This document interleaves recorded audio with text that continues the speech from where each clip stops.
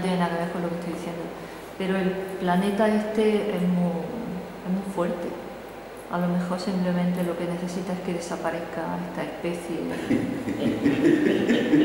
como desaparecieron otras, ¿no? Porque han sucedido cataclismos enormes, ¿no? Y a lo mejor el problema que tiene el planeta es que hay una esfera que le sobra, que es la antroposfera.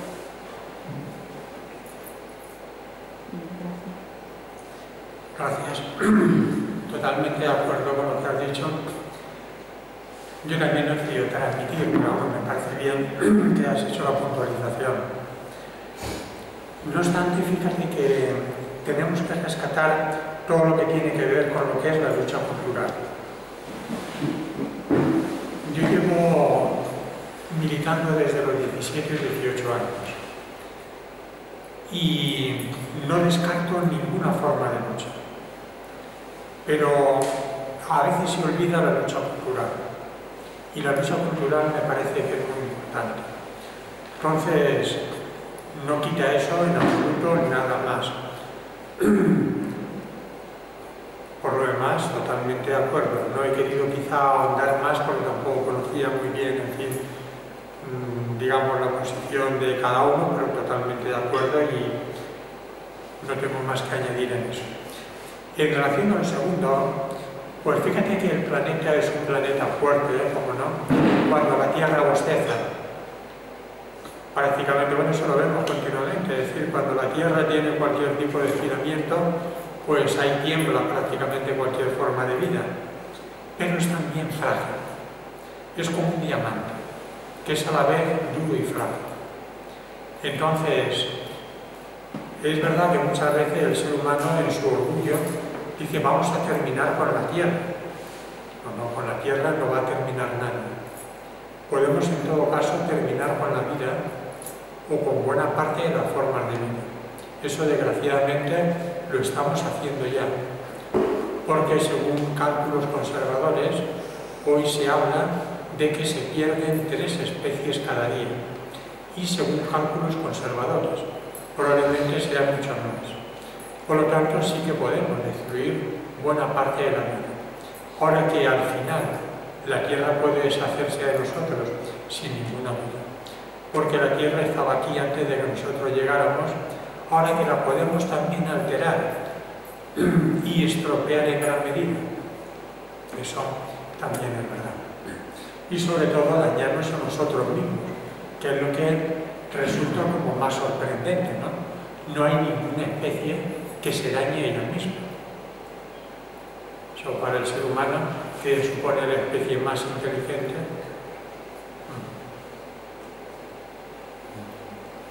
Sí, yo quería felicitar a los que han propuesto esta conferencia y felicitarte por la exposición que nos ha hecho.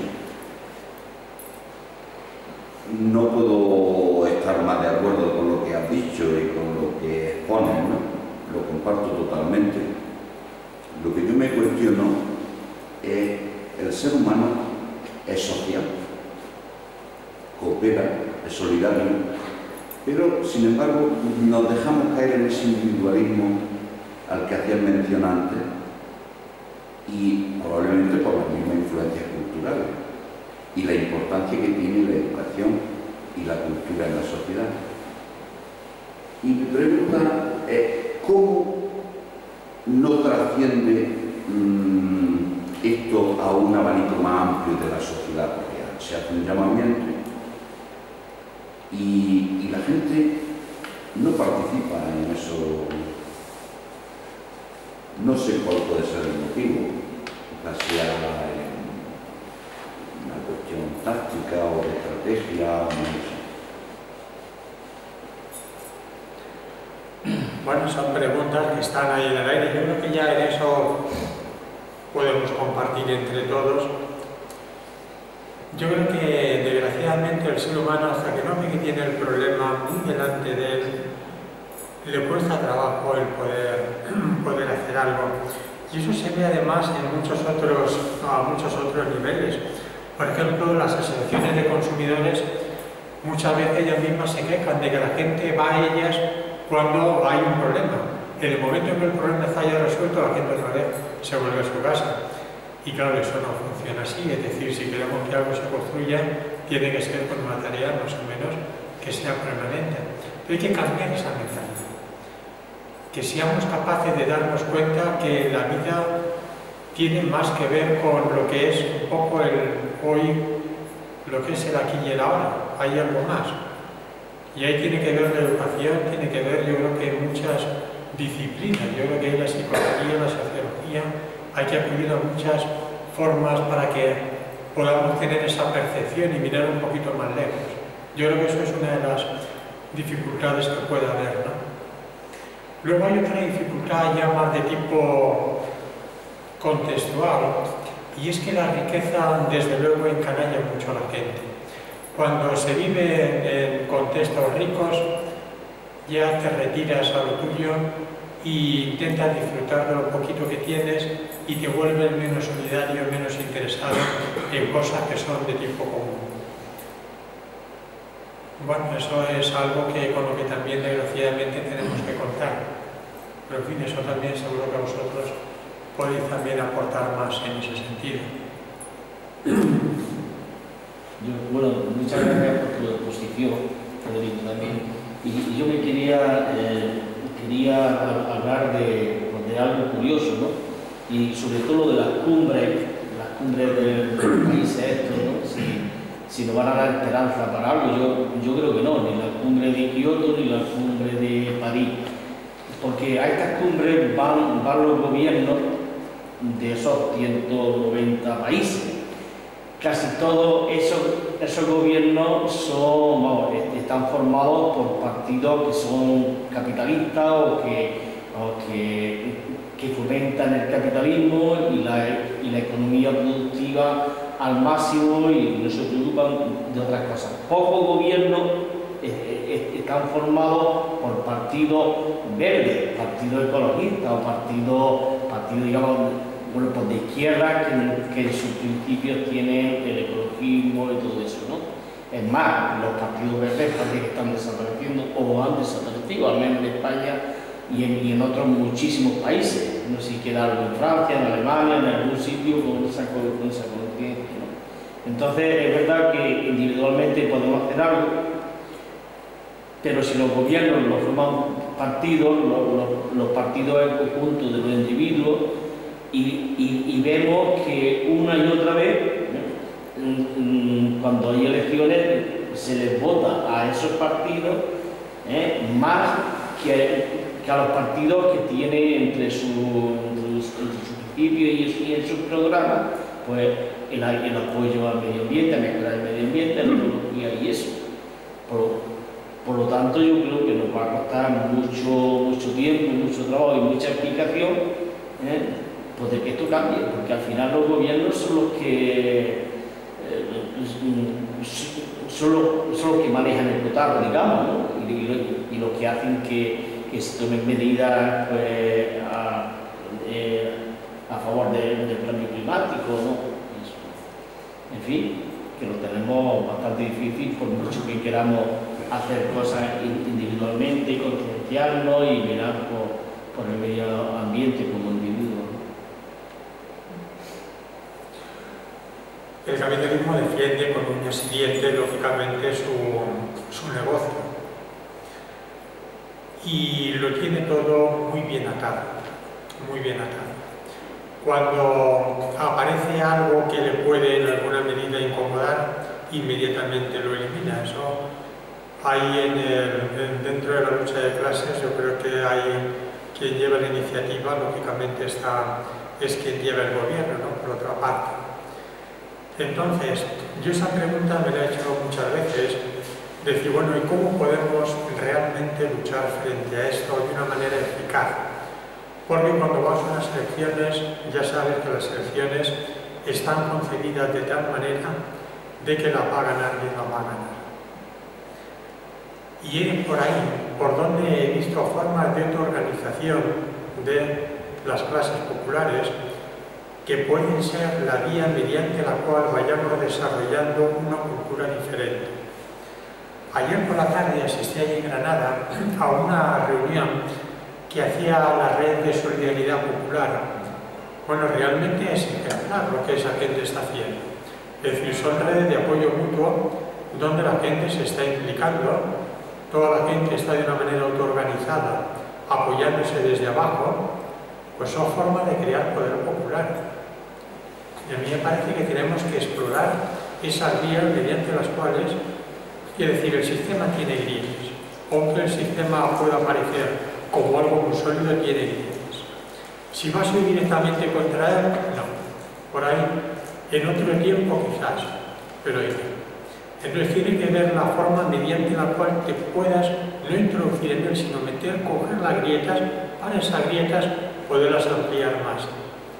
Y hay algo que os comentaba antes que es muy importante, que es la realidad, es decir, las condiciones objetivas y lo que la realidad nos va informando, eso va a nuestro favor, porque la realidad lo que se encarga es demostrar que hace falta tomar una decisión en relación a determinados temas.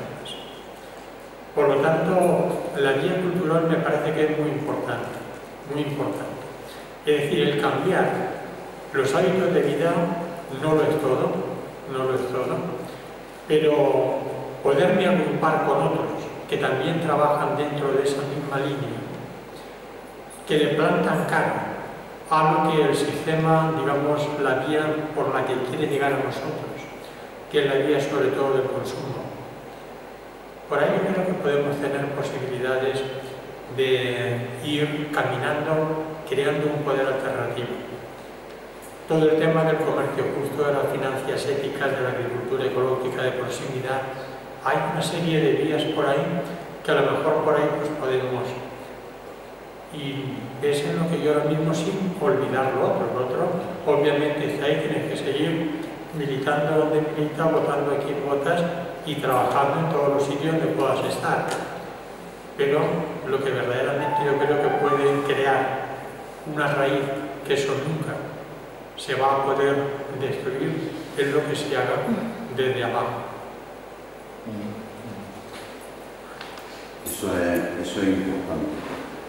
Aquí hemos iniciado, llevamos relativamente poco tiempo trabajando en eso, aunque pensándolo llevábamos más, y es precisamente con respecto a la agricultura ecológica, los modelos de consumo, de distribución y de organización, ¿no? Y en eso estamos. Yo creo que tu conferencia nos ha dado para ratificar aún más esa posición, ese planteamiento, generando una economía social. Hemos llegado a eso después de haber analizado muchos sectores económicos y la economía en su conjunto, y realmente se pierde energía, como has dicho antes, trayendo leche de Inglaterra y llevándola allí, cuando tenemos un vecino que tiene las vacas y que quien dice las vacas dice los elementos de consumo. Y luego hay otra cosa que yo creo que se enmascara por ahí en la sociedad, y es, yo leo algunos titulares que dicen: la avioneta destruye nubes. No sé hasta qué punto eso es verdad o no, pero hace eco en la población, y a lo mejor no tiene fundamento científico ninguno. Y sin embargo, otros fundamentos científicos como este que se está aquí exponiendo no se hace eco, no tiene. Entonces veo ahí una contradicción entre lo que es lo popular y lo científico, y no sé. Claro, todo lo que es catástrofe, todo eso ya me ha seguido la atención. Cuando el mensaje que se da es un mensaje de catástrofe, aparentemente atrae, aunque luego eso no conduce a nada. Por eso desde el tema educativo huimos mucho de presentar las cosas como catástrofes. Es decir, la batalla no está perdida, eso es todo lo que hacemos de educación ambiental, el mensaje final es ese. Porque si dijéramos que la batalla está perdida, o si dijéramos que las cosas están ya al límite del apocalipsis, claro, eso atrae mucho. Entonces atrae, das unos datos, la gente te abre los ojos como platos, pero eso al final no consigue nada, porque eso desmoviliza. Si está ya todo perdido, si se hacen determinadas cosas, entonces ya, ¿qué puedo hacer yo? Por eso es tan importante, y aparte que ya no solamente es una cuestión táctica, sino que es la realidad. Hoy vivimos en un momento de crisis ambiental, pero no está perdido todo. No está perdido todo. La capa de ozono, por ejemplo, ahí se lleva una labor magnífica. Y la capa de ozono para mediados de siglo, si las cosas van bien, la podemos volver a recuperar. Y el cambio climático se podría detener. Es decir, no está todo perdido. Por eso es tan importante, también para que la gente se empodere. Es decir, porque si no, pues la gente se convierte en espectadora. Y eso es lo que no queremos, que la gente esté en una posición pasiva. Entonces, la vía mediante la cual podemos estar en una posición activa es cuando nos damos cuenta de que verdaderamente estamos todavía a tiempo, que hay una situación delicada, que hay una situación seria, pero que estamos todavía a tiempo. Quizá eso no es tan, digamos, publicitario como cuando eso metes un titular de que está pasando algo, pero bueno, así es la realidad. ¿Y qué hay de verdad en esos titulares que aparecen en los medios de comunicación de la avioneta que destruye la dioduro de platino? Yo sobre eso tampoco tengo una información que sea una información seria. Entonces de esto se ha hablado, no sé hasta qué punto es verdad que las nubes se pueden crear, porque para que se forme una nube no solamente hace falta que el agua se evapore, es necesario que hayan partículas que actúen como núcleos de condensación del agua. Por eso el agua, las nubes se forman cerca del mar, porque allí hay mucha sal y alrededor de la sal una nube se puede formar. E incluso en entornos contaminados se han formado nubes porque al haber tantas partículas, la partícula sirve como núcleo de condensación. Entonces, de la misma manera, yo puedo rociar el cielo de partículas de yoduro de plata, de cualquier otra materia, y puedo formar nubes. Ahora volveríamos a lo mismo de antes. El clima es tan complejo que el ser humano tiene muy pocas posibilidades de poderlo llevar hacia donde él quiere. Porque para que se forme la nube, para que la nube finalmente produzca lluvia, tiene que haber unas condiciones de presión, unas condiciones de humedad que a lo mejor no serán, o pueden variar de un día para otro. Por lo tanto, todo eso tiene prácticamente muy poca utilidad. Que se haga, pudiera ser que a lo mejor se hace, pero la utilidad práctica muy pequeña.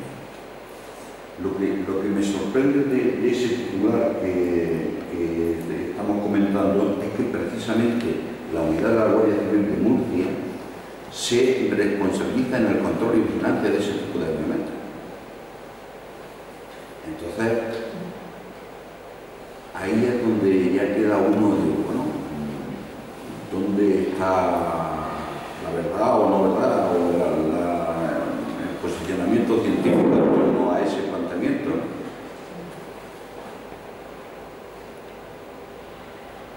Pero, perdona, creo, Manolo, que sobre todo lo del tema de la avioneta es la destrucción de las nubes, no la creación de ellas. Sí, por lo visto, destrucción. es algo que... Sí, aquí en esta zona los cultivos de lechuga, ¿no? Sí, para los cultivos de lechuga que tenemos por ahí, y eso decían que sí, cuando veían peligrar que venía alguna tormenta o algo, pues salía la avioneta, esparcía yoduro de plata, ¿no? Sí. Y la nube ya se deshacía, ya no había agua, ya no había... Yo no sé si... Sí, pero tampoco es para nada más que para la agricultura. Supuestamente leí un artículo otro día que era también para el turismo. En la zona de Levante se utilizaba para el turismo. ¿Para que no lloviera? Para que no lloviera, traer más sol y atraer más turistas. Y sin embargo están pidiendo agua como... Pues sí, no sé si sea verdad mentira, pero Así sí que es un poco así pillado porque... No queremos turismo, queremos agua. Pero es un contradictorio, pero así. Eso no es incompatible. Yo creo que no es incompatible la lluvia con el turismo. Tenía que ver con eso también.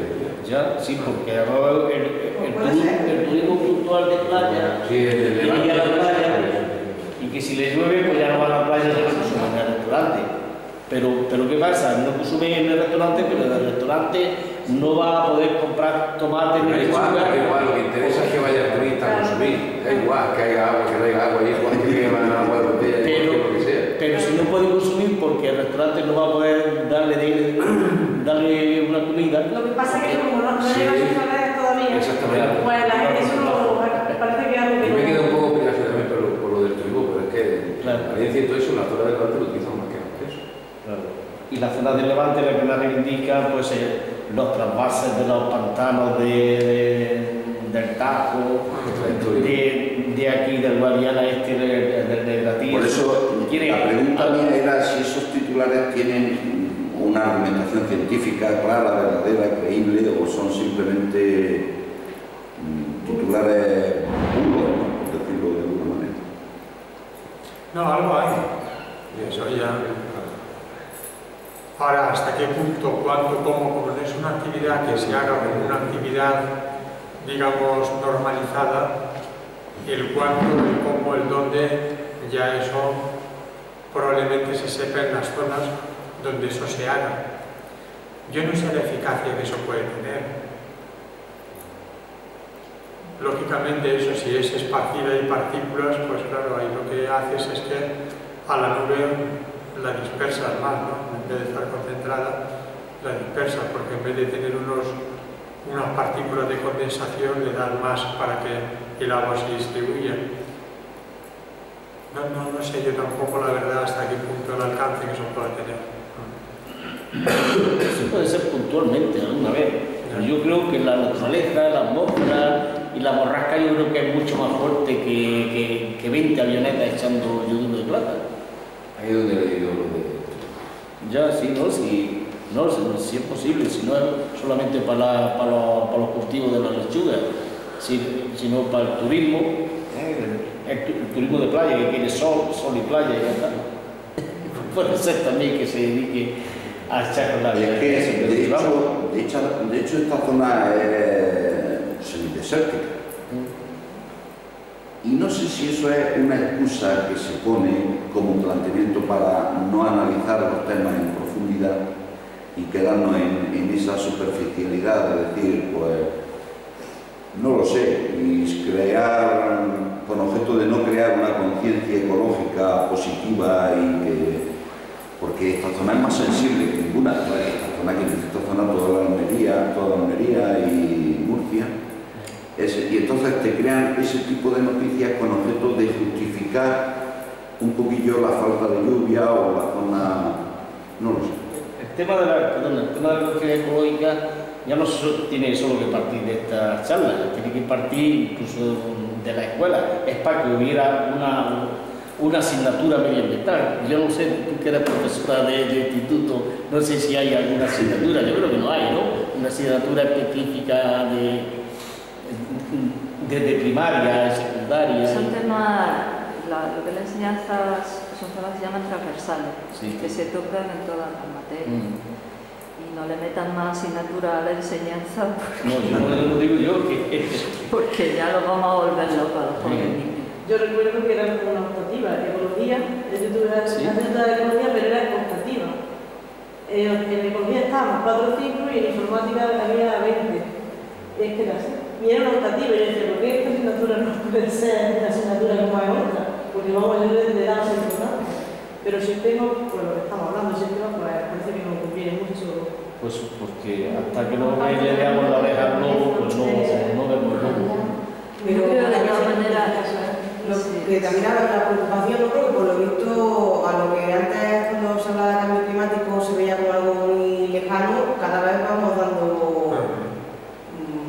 unos pasos adelantados, cada vez lo he visto más cerca y a la vez que, bueno, de los artículos que lees, cuando ves documentales o charlas sobre el tema, aunque no queramos ser alarmistas, pero se habla de algo ya irreversible. No sé cuánto de cierto habrá en eso. Y no sé tampoco si cuando se le vea la oreja al mono realmente va a ser demasiado tarde, porque se haga irreversible y todavía no hacemos nada por limitarlo o controlarlo cuando lo tengamos en curso. Por eso era lo que yo decía, de que esta zona no lo podemos negar, es una zona semidesértica. Si eso se explica de forma así, crea un rechazo más en la población, mientras que si le echamos la culpa a la camioneta, a lo mejor justificamos y una forma de justificar a la población y de no concienciarse en definitiva de la situación, digo yo, no lo sé. El cambio climático, una tontería, son las avionetas. Son las avionetas. Esto es el cambio climático. Una forma de justificar, Sí, puede ser. De tratar el tema desde el punto de vista social. Hay varias cosas. Por una parte, lo que hablabais antes de la educación, obviamente muy importante, la educación ambiental apareció como una eje transversal ahí en la escuela, pero no olvidemos que los niños aprenden de los adultos. Entonces, por muy buena que fuera la educación escolar, si luego a nivel social no se estuviera transmitiendo también algo, pues se quedaría un desfase, ¿no? De todas formas, es interesante lo de la escuela y a veces nos interesa mucho es que sobre todo los más pequeños se vayan sensibilizando a nivel ambiental, porque pueden ser luego agentes muy buenos dentro de su propia familia. Y muchas veces los padres nos han dicho, oye, pues que ya tengo el niño detrás, que pongas esto aquí, que no hagas esto allá, y entonces por ahí también hay una vez que es interesante. Pero que no olvidemos también muchas veces al propio sistema te dicen, no, los niños, que son los que menos problemas tienen, es el adulto también. Entonces la educación tiene que ir a ambos niños y adultos. Irreversible todavía no lo es. Se ha puesto el límite de 2 grados, y eso se puso también en la cumbre de París, el límite de 2 grados. Si superamos los 2 grados de elevación de la temperatura, probablemente sí entremos ya en un escenario reversible. Pero ahora mismo estamos en 0,7 grados. Por lo tanto, tenemos un margen de actuación, que eso es lo que puede empoderar a la sociedad para decir estamos a tiempo para evitar que ese problema llegue a ser un problema irreversible. Y desde luego lo que es evidente, y ahí jugamos de nuevo con la realidad a nuestro favor, es que bueno, el 2015 ha sido uno de los años más calurosos de la historia.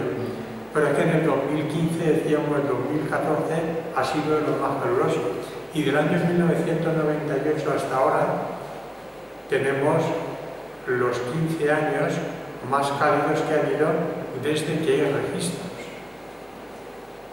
Y bueno, a nadie se le escapa, ahora está empezando a haber un poquito de inestabilidad atmosférica, pero hasta fecha de hoy, febrero, un otoño absolutamente bonancible, un mes de enero de los más cálidos que ha habido también registrados, que decir, yo creo que la gente lo va a ir viendo cada vez más, y por eso es que la realidad es nuestro apoyo.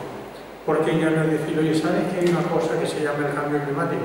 Es decirle, mira, fíjate cómo todavía en el mes de enero muchos árboles todavía tenían la hoja, y como en el mes de enero comienzan ya a florecer otros árboles que tenían que hacerlo un mes más tarde, y como hay animales que ya no se aletargan, y como hay insectos que comienzan a salir antes de lo que le corresponde. Entonces, el cambio climático es decirle sencillamente a la gente, miren, y date cuenta que eso no puede ser bueno, y que a eso hay que darle respuesta. Entonces, por eso es tan importante tener la realidad siempre como apoyo. Es muy importante la realidad como amiga en toda esta tarea del medio ambiente. ¿Te puedo hacer una pregunta? Es que, bueno, yo también me ha encantado tu intervención y tengo curiosidad por saber si se ha estudiado, porque el clima en el planeta pues es muy variado. Nosotros estamos aquí en una zona mediterránea, otros tienen clima más cálido, otros más frío. ¿Se ha estudiado cómo este cambio climático que estamos viviendo y que nosotros estamos interviniendo en él puede hacer variar esas digamos, regiones climáticas? Porque no creo que sea igual en todo el planeta. En unos sitios irá más calor, en otros más frío. No sé si me puede decir. Lógicamente, si el cambio climático continúa, la fisionomía de muchas regiones puede variar mucho. Curiosamente, para peor en todos los casos, porque una región que tiende a ser una región seca, mediterránea seca, puede acentuar más la sequía y puede caminar hacia una región más de tipo desértica. Y al revés, una zona húmeda puede ser una zona todavía mucho más pluviosa. Y eso se va a dar sobre todo dentro de latitudes templadas, que es donde hay más margen para la variación, porque en las tropicales probablemente no se note tanto.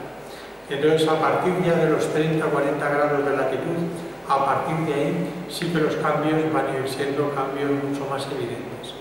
Y España como una región templada que es, y además una región que agrupa una multiplicidad de climas. Se pueden acentuar muchos de los climas.